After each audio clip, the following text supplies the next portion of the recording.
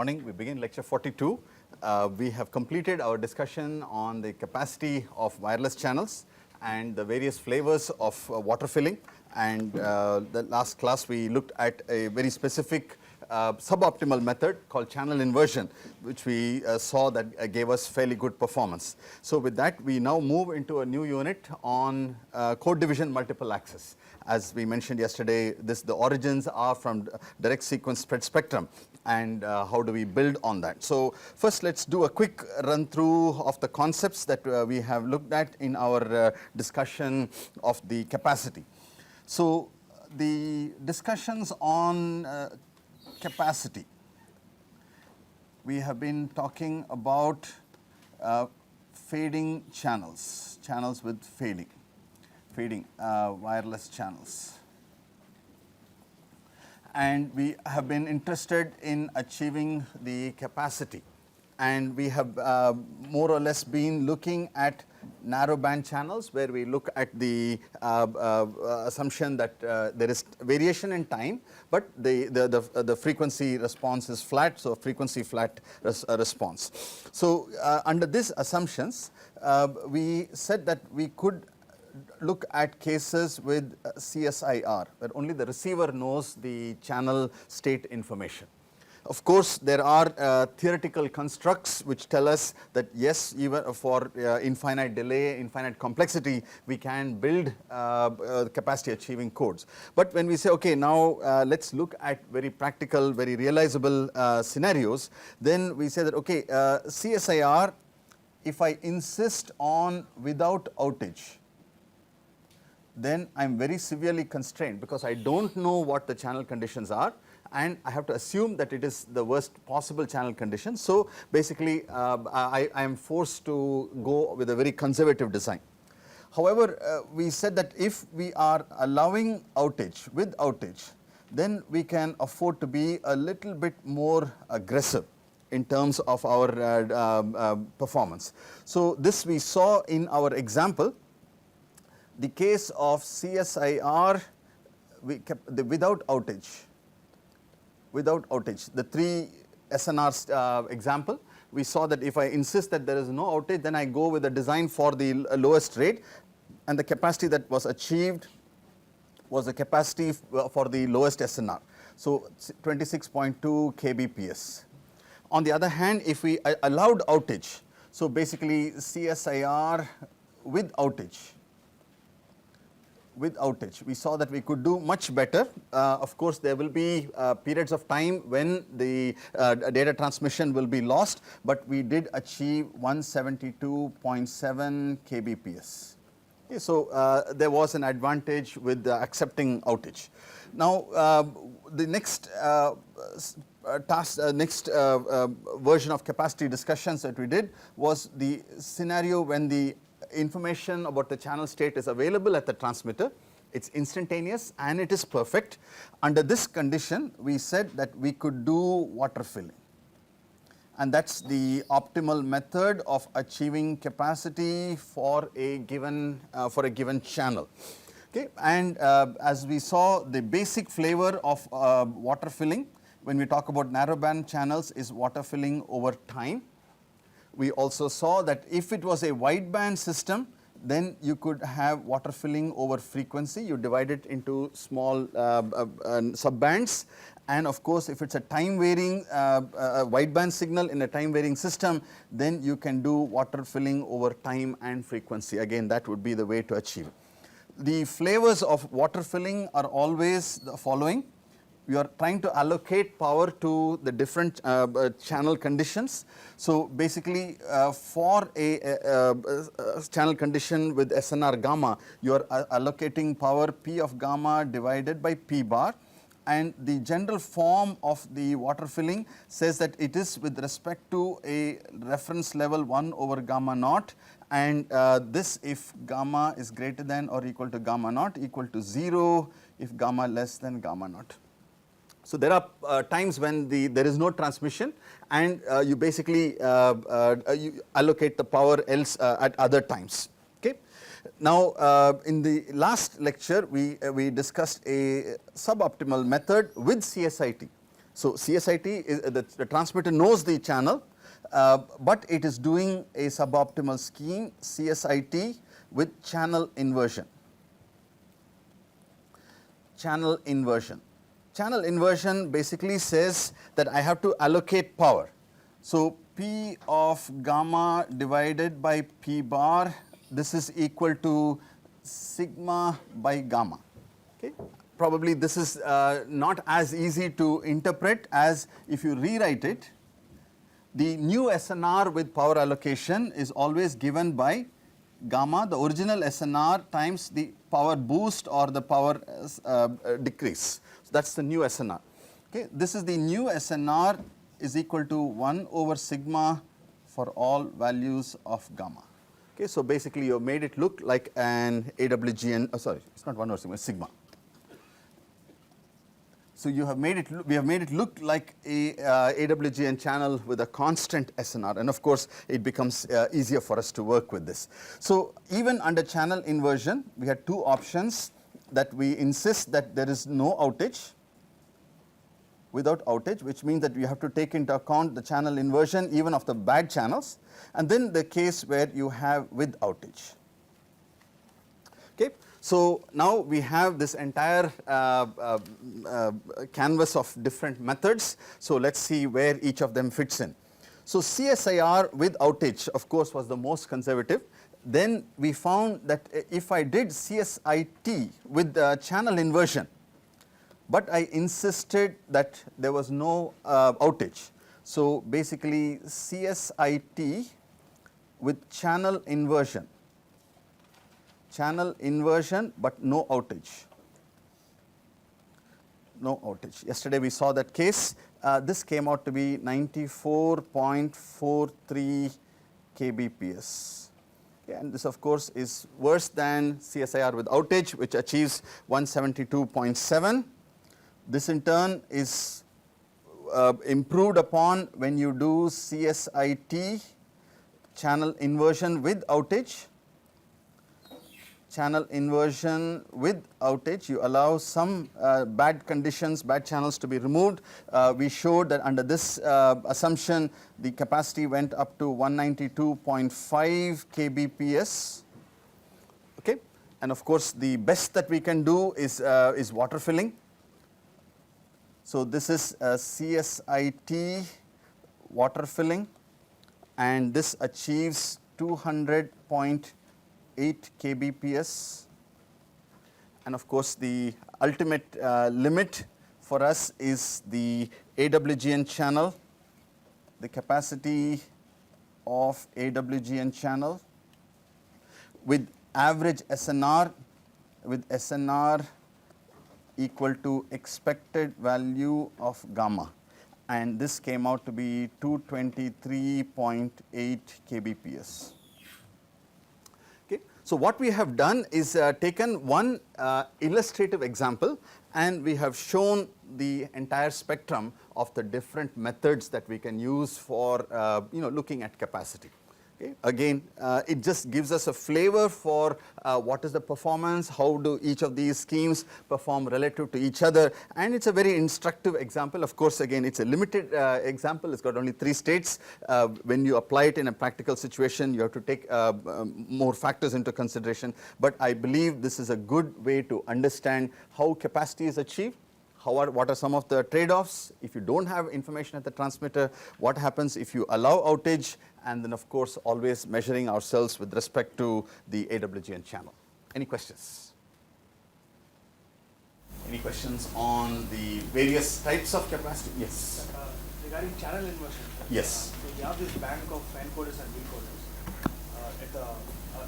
without channel inversion. Okay. So with channel inversion, you have one encoder and one decoder transmitter. Correct. Can you just explain once again how come the complexity is reduced with channel inversion? Okay. The question is the way the water filling works. We have many encoders, many decoders with power allocation, but somehow with the channel inversion technique, we don't need many encoders and decoders. All we need is one. So basically what we have achieved, I'm glad I didn't erase that slide, what we have achieved with water filling is that we have been able to create channels where the SNR is very different for the different conditions. Okay? So, because we have also modified the original SNR through power allocation. So, we have if you notice or if you recall, our way of doing power allocation was to the good channels give more power. That is what water filling told us. So, basically some channel is already good, you gave more power and you made it, so you kind of made it more disparate. So, because you made your SNRs more disparate, so you have channels with not so good SNR and channels with very good SNR, because after power allocation. Okay. Now, because you have such large range of SNRs, now what you can do is actually achieve better performance for the times when you have the good channel conditions. So, how do you exploit that? That is the way of designing a encoder decoder. Let us say this is for let's make the assumption that gamma 1 is less than gamma 2 is less than gamma n. Okay. So, that means this encoder gamma n encoder decoder pair will achieve highest capacity, and of course, on the other end this will be the lowest capacity. But the idea is that you still use the channels whenever it is possible, and water filling tells you that okay, go ahead and use it, but you use it in a judicious manner of only allocating the amount of power that will get achieved. So, overall, when you look at across the entire distribution of SNRs, this method achieves the capacity, and in order for you to achieve capacity is you have created channels with disparate SNR. For each SNR you want to choose the appropriate encoder decoder so to achieve capacity. Now, on the other hand, very interesting question that you raise. What did we do with channel inversion? We did exactly the opposite. We took the channels that were different in SNR and we equalized them, made them all look like a channel with a constant SNR. Now, is that a good idea? We thought it was not such a good idea. Okay, because that is what water filling told us. But it turns out that this is a way to simplify the problem, provided we take into account that we can tolerate some outage. Okay. So, basically channel inversion says make the channel look constant. Bad channels give more power so that it can reach the average level. Good channels you do not need to give so much power. Again, in the bigger scheme of things, if you want to maximize capacity, water filling is the right way. But this is a suboptimal method which tells you that okay, at least for this example, in practice you will find that channel inversion is actually you will pay a bigger penalty, because inverting very bad channels is not a good idea. So, even if you take willing to take outage, you will find that channel inversion. So, water filling is probably the way to go. However, if the constraints are complexity, then maybe you can do outage. And the reason you are able to do it with one encoder decoder is because your resultant channel looks like a channel with constant SNR, looks like an AWGN type of channel. It's not the effect of fading has been somehow masked by power allocation. Okay? And as I mentioned, so the method that you would have to do for channel inversion, if your signal is varying like this, what you are trying to do is make it look like a constant channel, right? You are making it look like a constant channel. So, your power allocation has to pretty much go the inverse of it, because the product of these two. So, wherever it is low, you will have high.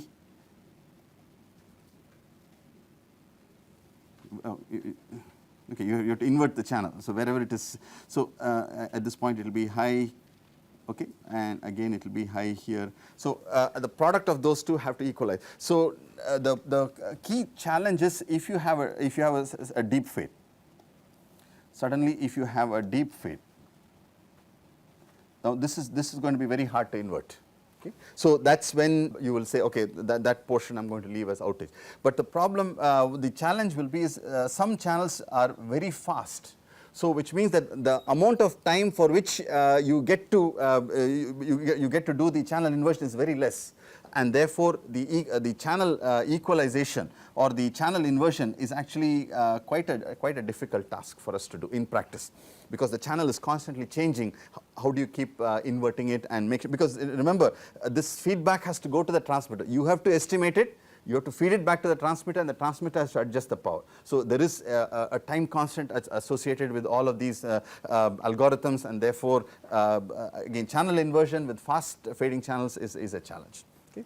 But if you are able to do it, okay, low complexity, single encoder decoder gives you a reasonably good performance. Good. Let me ask you a few questions. How will antenna diversity affect capacity, or it will not affect capacity at all? Antenna diversity. Will there be any impact on capacity? Impact on capacity? Only receive diversity. RX diversity. What is your, will it affect? How? Your average SNR goes up. So basically, what does antenna diversity do? It avoids deep fades, right? Fundamentally, that's what we are doing, avoid deep fades. If you had a single antenna, you cannot avoid these portions of time when you are in a deep fade. So this essentially means that the average SNR improves, and capacity is directly tied to the average SNR, and therefore we get the benefit. Okay. Now what happens if I keep increasing my diversity order, 2, 3, 4, 5, 6, what will happen? So diversity order increases. So diversity in general helps. What happens if I keep increasing the diversity order? Diminishing returns, but is there a benefit in terms of capacity? Yes, because the channel approaches AWGN, right? Because the more and more antennas you have, it starts to behave. So channel behavior approaches AWGN. You may say that, okay, in terms of the SNR gain, not much, but capacity AWGN is the best, so therefore this is the performance bound for us. Okay. So in general, we can make the statement that antenna diversity is good, receive diversity will increase the capacity of a fading channel. So this is still one transmitter, many receive antennas. It's only 1 cross M system. It's a CMOS system, single input, multiple output. However, what will happen if you had multiple transmitters and multiple receivers? What will happen? So the question, very, very important question, is what happens when you have multiple transmitters? What happens with multiple transmitters and multiple receivers? Multiple TX and multiple RX. Multiple RX is still going to give you the benefit. What about multiple TX? Multiple TX and multiple RX. Any idea? Any guess? No, not much. Okay, it turns out that if two antennas transmit at the same time, what happens? Interference is generated. Okay. So you have to first deal with the problem of interference. So it turns out that, which we will see when we talk about MIMO systems, is that when you have multiple transmitters and multiple receivers, and you have more receive antennas than transmit antennas, that means you can handle the interference. Then what you can do is you can transmit parallel streams. So that means what was originally the capacity of one channel now looks like, a single channel now looks like a number of parallel channels. Okay. So this will lead to a scenario with multiple parallel channels. So therefore your capacity is now going to increase linearly with the number of transmitters and transmitters. So the relationships are, so multiple parallel channels, you basically are creating multiple parallel channels. Same bandwidth B. Previously you could transmit some information. Now it looks like you have 4B, that is 4 channels with bandwidth B.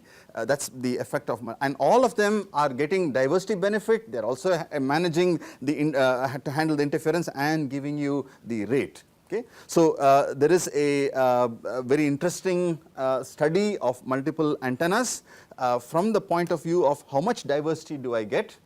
There is also another dimension that we can look at, which says, okay, how much capacity will I get, because diversity is good, interference suppression is good, but also keep in mind that MIMO systems will give you a capacity increase as well. So, again, the notion of capacity of a wireless channel is not a single number. It has to do with so many parameters. Do you have CSIT? Do you have multiple antennas at the receiver? Do you have multiple antennas at the transmitter? So then the minute you say there are multiple antennas at the transmitter, then the problem changes. It's no longer a single channel. It starts to look like a multiple channel capacity problem that we are dealing with. Okay, but it's good that to keep in mind, we will address it when we come to that section of the course. Okay. So, the bulk of today's lecture will be for us to get an introduction to CDMA. CDMA is the name that we give to the multiple access. So, strictly speaking, that does not describe the modulation or the other things. So, therefore, maybe the right name should be direct sequence spread spectrum systems. That's what we are using. And when we use this direct sequence spread spectrum for multiple access, it becomes a CDMA system. And as we saw yesterday, direct sequence spread spectrum primarily comes from the heritage of military radios, and spread spectrum traditionally was a frequency hopped spread spectrum. That was more commonly used, frequency hopping. Frequency hopping is different from direct sequence spread spectrum in the sense that you have the same bandwidth as the signal as without the frequency hopping. It's the same signal, same bandwidth, but the center frequency keeps changing. Okay, the different center frequency. Okay, so basically the center frequency is what is moving around, so the bandwidth remains constant. On the other hand, if you have a direct sequence spread spectrum system, direct sequence, it's got a very different characteristic. The bandwidth is much wider bandwidth, and there is no change in the center frequency. There is a constant center frequency. Okay, so these are two very different ways of generating spread spectrum, but it's important for us to keep that picture in mind. And the way we would now our focus is going to be on the direct sequence spread spectrum. So when we say spread spectrum, it's going to mean DSSS, not the frequency hopping version. So our notation will be that there is a narrowband system which through a process of spreading, and we will see in a moment what that process is going to be. This is going to give us a spread spectrum system. Okay, and the spread spectrum system, as we discussed yesterday, has got the features of low probability of intercept, low probability of detect. Some of it is depends on how you want to look at it. It is hard to detect the signal because it looks like noise after you have done the spreading. When we do the despreading process, in order to at the receiver, despreading brings back the narrowband signal, and of course your detection happens on the narrowband signal. So what is it that we are doing with spread spectrum? I have a channel which has got some impairments, and I want to get the signal across from point A to point B through this channel in the most reliable manner. Maybe this is a way for us to take advantage of what the military radios used to do, and we are going to see how that is going to play a part. Okay, and it's interesting for us to note that the narrowband system, I convert it into a spread spectrum signal, then I launch it into the channel. So whatever the channel is going to do, it will do it to my spread spectrum signal, which I will then take it into the receiver, where I will do the despreading operation, and then I will get back what I want to do. Okay. So the spreading operation basically takes the narrowband signal, and then it multiplies each symbol. Let's say one symbol has got some duration. It multiplies with a sequence which looks like this, some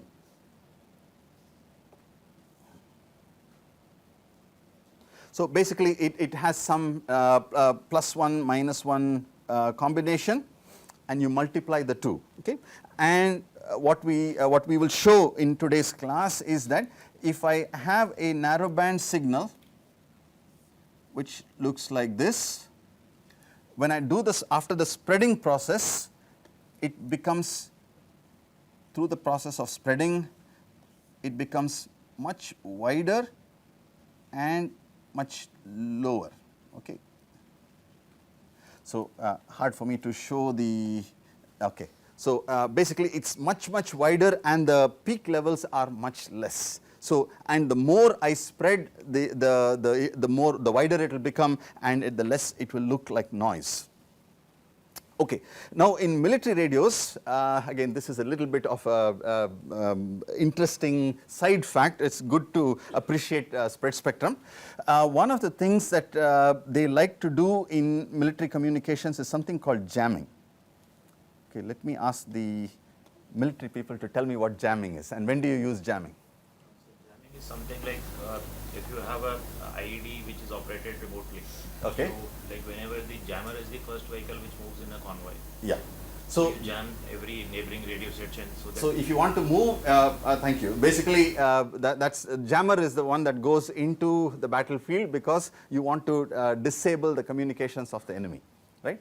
One is you want to detect what they're doing. That's the interception part. The other part is you do something to prevent the enemy from communicating. Okay. So now what happens? Yeah. Okay. It's, this has got low probability of intercept. What happens in the context of a jammer? So let me just overlay this with the context of a jammer. Basically, a jammer signal is as follows. It is much higher power, and maybe a little bit wider than your signal, but by and large it is of the same, it is also a narrowband signal. It tries to detect where your signal is or the enemy signal is, and then creates some random information which is red color. So at the receiver, what the receiver sees, enemy receiver will receive this red, has no clue what this red means, so therefore their communications is disrupted. Okay. So now interesting happens, what happens in the context of a spread spectrum system. So if I have already spread my spectrum, okay, I'm just going, just for illustrative purposes, my signal has already been spread. The jammer is on, jammer is like before, does this. Now I have to take this information and pass it to the despreader, right. So this goes into the despreader. So this is despreading operation is going to happen in my receiver. A very interesting thing happens, a very interesting phenomenon. It happens that your signal, the green signal, now becomes like this. And the process of despreading actually takes this red one and spreads that. So what you thought was actually a jammer actually got spread in the process. So there is a very interesting phenomenon that you can understand from here. This process of spreading and despreading is not just a trivial thing that we are doing. Okay, it actually has a very significant information. Sometimes in the military they also do what is called a tone jammer. That means just a strong tone. So that says, okay, I'm not going to use this type of a jammer. I'm going to use a very strong tone as my jammer. Okay, so that scenario is strong tone. Okay, I'm going to jam with a strong tone. If it's a spread spectrum signal, what it does is it just sort of filters out the tone. It loses a part of its spectrum, but it actually can still be detected. You can actually throw out portions of the spectrum and still be able to detect. So this is called a removal of a tone or excision of a tone. So there are several things that you would have studied in digital communications. Again, the idea is not to repeat, but to just sort of refresh you to the points that a spread spectrum system has got several unique advantages, and our question is going to be, what is it that we can do so that we can benefit in the context of a cellular system? Okay. So, first is some notation and terminology, so that we are talking the same language in terms of our notation. So, let us look at basic waveforms and spectra. Again, this would be a repeat of what you have done in digital communications, but I believe it's very helpful for our discussion. So, the pulse shape that we are going to use by and large is going to be a rectangular pulse shape. In a lot of the CDMA systems, this is what we use. So, I want to sort of build the basic framework of notation. Minus 1/2 to 1/2 with a height of 1, where this is the time axis. This waveform is called rect of t. Am I correct? That is what is the notation that you have used. Okay. Now, rect of t has got a Fourier transform which is sinc function, sinc of f. Okay. So, that is the first basic, but our time periods need to be scaled. So, we will look at the rect function not as minus 1/2 to 1/2, but as from some symbol t by 2 to minus t by 2 to t by 2, whichever is the symbol period, right. And the reason I'm using it as t, I'll explain in a minute, because in the context of a CDMA system, there are two symbol durations that are present. This is called the symbol duration, Ts. I multiply it with a sequence that has got a duration Tc. This is chip duration versus symbol duration, and both of them will use the rectangular waveform. So, that is why I am using it as t. I will change it over to the notation in a minute. So, minus t by 2 to t by 2 to 1, give me the description of this. This is rect of t by t, t divided by t. Scaling in the time axis will affect scaling in the frequency of the Fourier transform.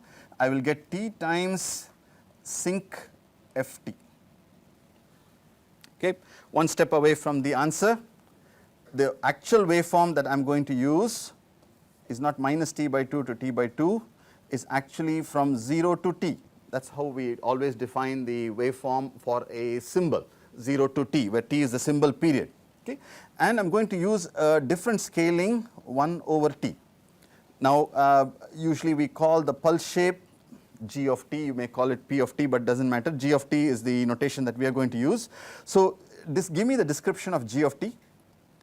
G of t is 1 by square root of t rect of t minus t by 2 divided by t. Is that correct?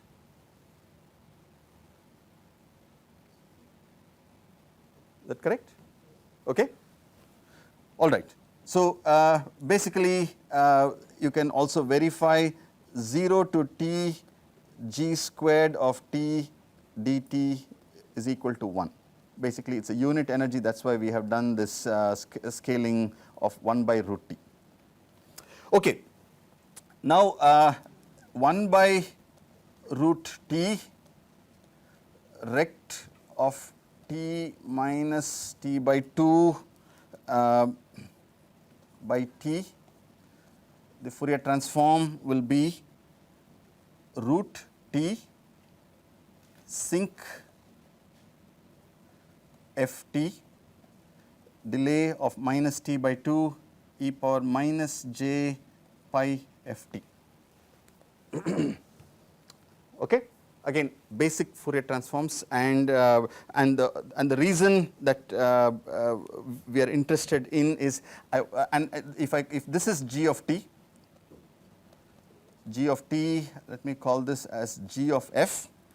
I want to know what is g of f magnitude squared.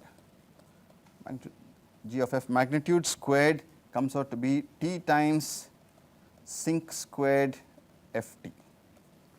Sinc squared ft. Okay, sinc will have both positive and negative going wave. Sinc squared will basically look like this.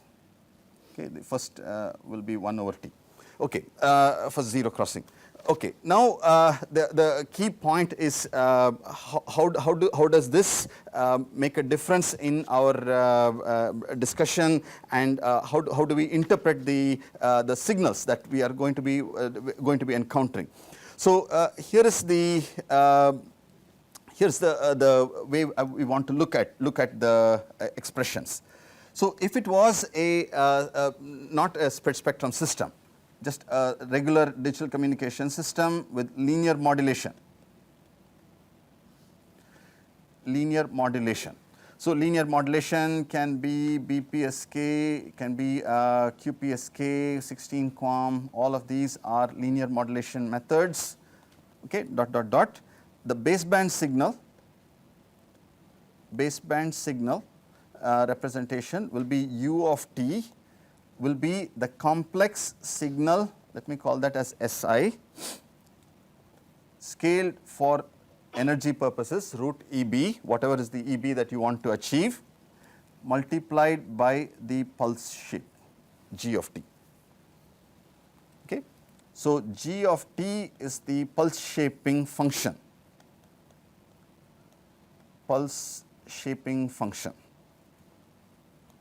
Okay, one more step and then we will see why this discussion is beneficial. Now SI are the symbols. We are going to be looking primarily at spread spectrum systems which are using binary symbols. So it is usually plus or minus 1 if it is BPSK. Typically it would be AI plus or minus JBI, plus or minus AI plus or minus JBI for and where I is equal to 1, 0, 1 all the way through m minus 1 for a Emery waveform. Okay, so this is a very broad class of the signals that will be characterized by this expression. Okay. Now, for a direct sequence spread spectrum system, DSSS, the waveform that I am going to use, G of t, is not just a single rectangular function, it is going to be a cascading of, so basically over one symbol duration, there is going to be some plus 1s, some minus 1s. So each symbol, at each of those sub intervals, there is going to be a plus 1 or a minus 1. I am going to denote it in the following manner. Q is equal to 1 to Q. C of Q GC T minus Q TC. Okay, let me just fill in all the information that have been written down. TC is equal to the chip duration. That is the duration of these plus 1 minus 1 sequence with which you are multiplying. Okay, that is TC. This whole duration is TS, and what we are saying is there are Q chips in one symbol period. So Q times TC equal to TS, that is the relationship that we have. So one symbol duration, the pulse shaping waveform must last one symbol duration. It is going to be made up of Q chips. Each of these chips has got a rectangular shaping function, and that rectangular shaping function will be appropriately be shifted depending upon, you are talking about chip 1 or chip 2, chip 3, accordingly you will shift the sequence.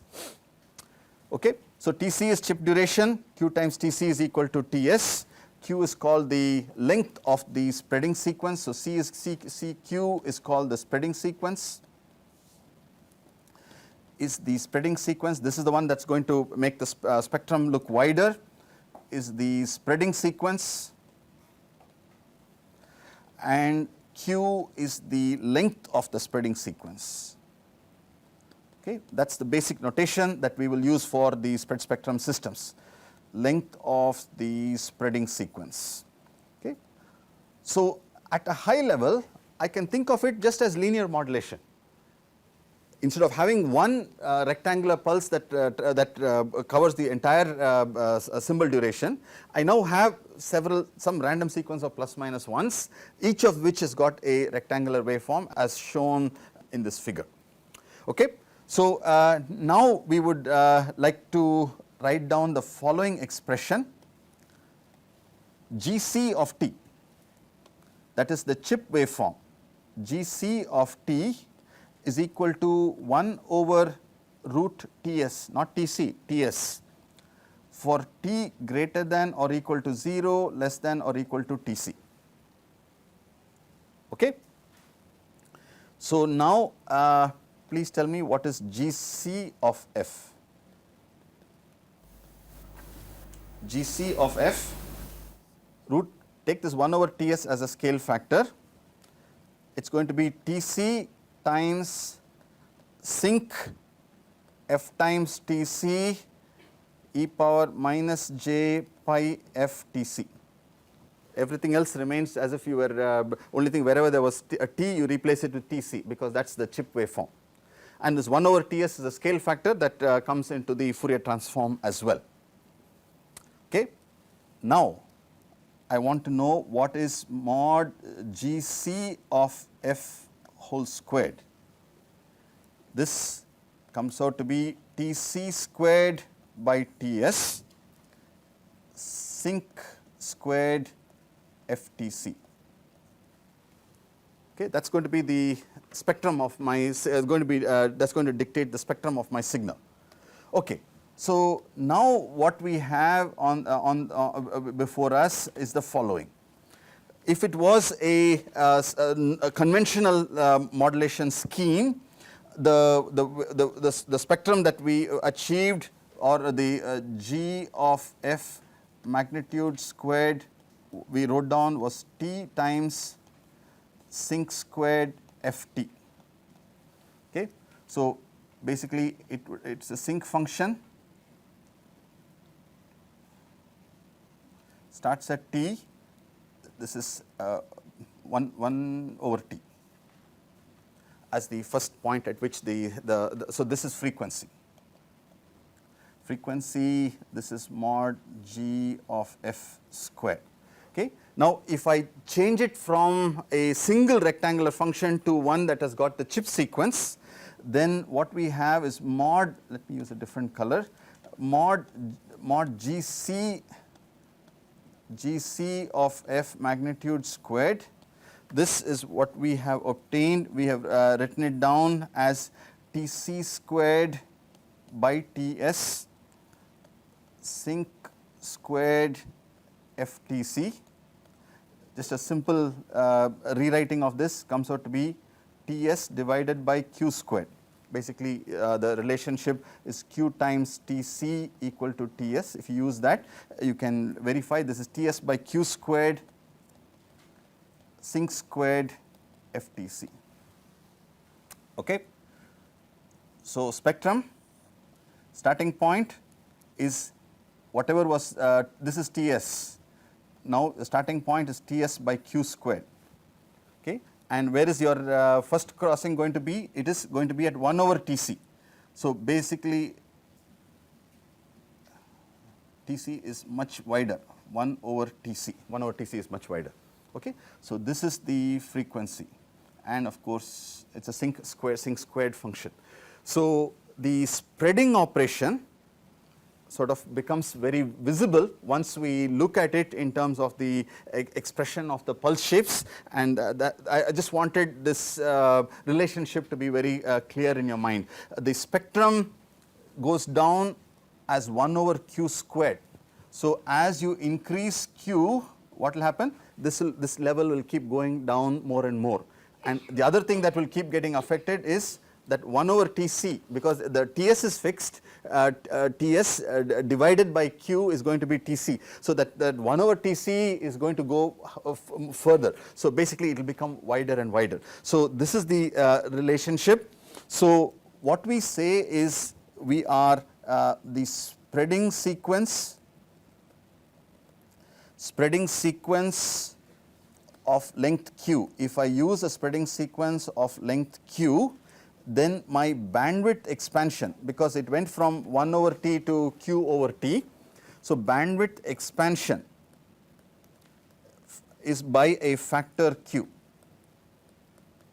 factor equal to q, and the level is going to be affected by 1 over q squared. So, again the whole process of spreading it becomes a very important element in our discussion. Okay, is this clear? Basically, this must be very familiar to people from the digital communication, but I just thought that it's good for us to relate what happens when you have the process of spreading. Okay. Now, maybe it's a good idea to mention even at this point, typically in military radios, what would you do? You would choose Q to be very large. 128, 256. So basically your spectrum looks completely like white noise. Okay. Now in cellular context, if you say that I'm going to take a 30 kilohertz signal and spread it by 128, how much bandwidth are you going to ask me for? You're going to ask me for now megahertz of bandwidth. Then you say, okay, wait, no, in cellular the spectrum is very expensive, so you cannot just spread arbitrarily. And the other scenario is that we don't have, first of all, Qs have to be smaller. So then the minute you say Q has to be smaller, you must quickly in your minds think, okay, now the spectrum starts, if you don't use Q of 128 or 256, let's say you use Q of let's say 16, then it still looks like a narrowband spectrum. It does not look too much, it's somewhere, it's a hybrid between a narrowband system and spread spectrum system. So some of those trade-offs will start to come into play, and then we look at it, and but that is coming in the next lecture, all the trade-offs and other things. But for now, let's look at it as a spread spectrum system where I have the luxury of spreading it by a large spreading factor. Okay, so let us say that it's a direct sequence spread spectrum system and Q is large. One of the biggest benefits, or one of the main reasons why spread spectrum systems were even considered for wireless channels was the following. Okay, multipath fading channels. Multipath fading channels. The problem was this fading. Right, because this is what creates your channel going up and down. Now you must find ways to deal with that. Now if you remember earlier in our discussions, we made a following statement. The time resolution of a signal, the time resolution capability of a signal in a multipath environment, how is it related to bandwidth? Inversely proportional to the bandwidth. So if the bandwidth increases, you will then start to see, instead of one multipath component, you will start to see 3, you will start to see 10.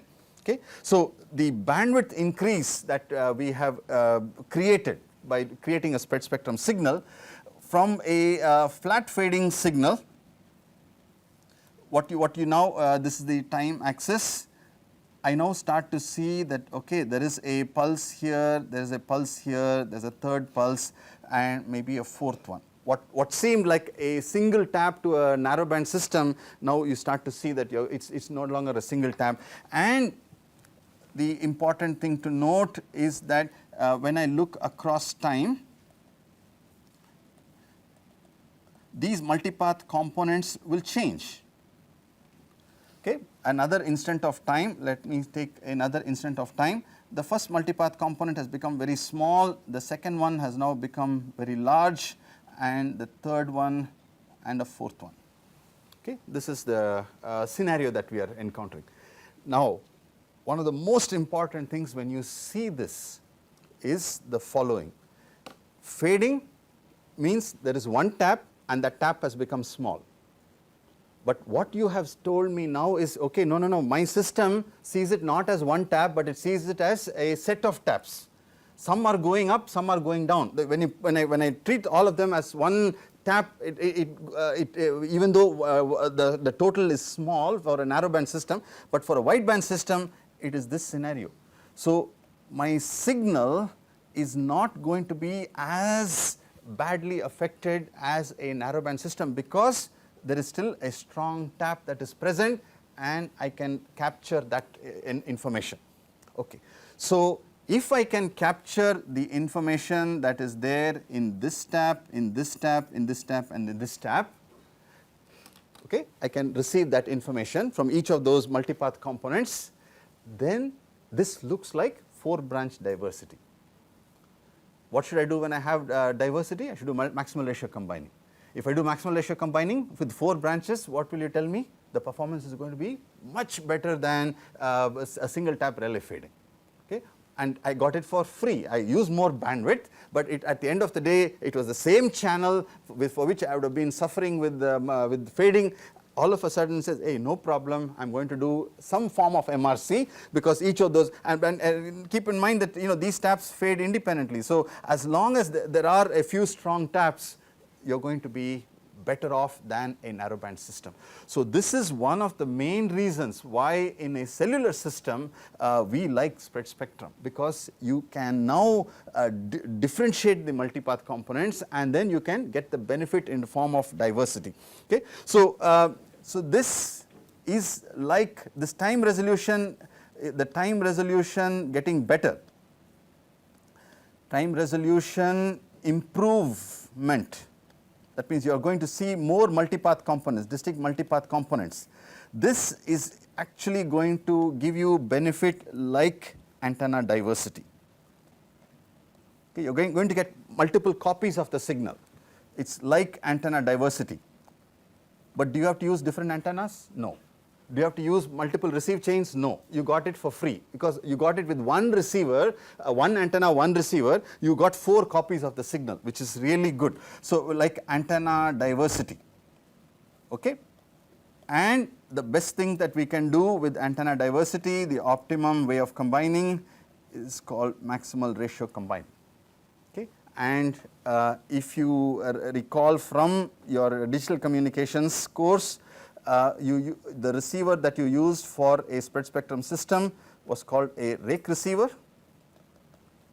and a rake receiver is nothing but MRC combining of the different multipath components. So that is why the spread spectrum system works so well. Okay. So that's the background of CDMA systems. That's the spreading part. What's the benefits of spreading? Again, we are not so much looking at anti-jam or low probability of intercept, but we are going to be utilizing the diversity component of it and the ability for a spread spectrum signal to coexist with interference, because in a cellular system we are primarily limited by interference. So basically the ability to coexist with interference is a very powerful property that we would like to exploit in our cellular system. So this is the background. If you can, I would encourage you to read up whatever you can on the direct sequence spread spectrum. Very quickly we will go into the properties that we need for a cellular system. So the things that I would like you to read about are the following. So in general, PN sequences, these are the sequences that we will use extensively in spread spectrum systems. There are a family of PN sequences called M sequences. Okay? Those also we would be using, because that's the basis on which we will build our system. So if you can review or refresh your memory about random sequences or PN or pseudo random sequences, and also very specifically the family of M sequences, which are linear shift register based PN sequences. Those are very useful for us in our discussion, and we will use that to build our understanding of how the CDMA system has been designed, how the wideband CDMA system has been designed, very, very briefly, and then summarize saying that, okay, these are the benefits, but at the end of the day, if I want to transmit 10 megabits per second, I cannot use spread spectrum, because you will ask to spread the spectrum. It's already 10 megahertz wide, the signal. If I multiply it by a factor of 64, I'm going to ask for 640 megahertz of spectrum. So not there. So the limitation is that you can do very nicely spread spectrum systems for narrowband signals. But when you start talking about 10 megabits per second or 100 megabits per second, PN sequences this is not the right way to do it. But many of our applications require us to work with many narrowband systems, and PN sequences are good. Give me a couple of examples of direct sequence spread spectrum systems that you use every day.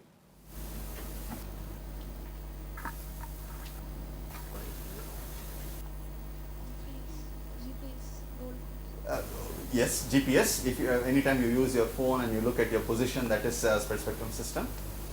Wi-Fi. That's a spread spectrum system. It's a direct sequence spread spectrum system, 802.11b.